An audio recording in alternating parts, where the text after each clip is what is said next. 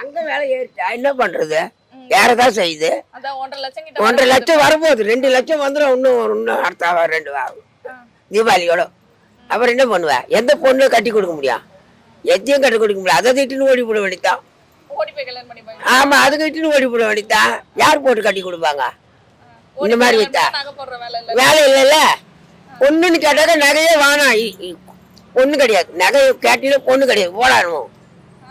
என்ன கரெக்ட் தானே? ஆனா இப்ப பொண்ணு கட்டி கொடுக்குறோம்னா நகை போட்டு கட்டி கொடுத்தா தானே போற இடத்துல அதுக்கு என்ன பண்ண முடியும்? வானான்னு விட்டு போட்டான். அது கஷ்டப்பட்டு சாப்பிட்டான். வேற என்ன பண்ண முடியும்? இல்லாதவங்க என்னம்மா பண்ணுவாங்க சொல்லு? இல்லாதவங்க என்ன பண்ணும்? இதை நாங்கள மாதிரி உக்காந்துக்கிறோம். எவ்வளோ சம்பாதிப்போம்? அவன் 10,000 10,000 காப்பான். எங்கே போவோம் நாங்கள்?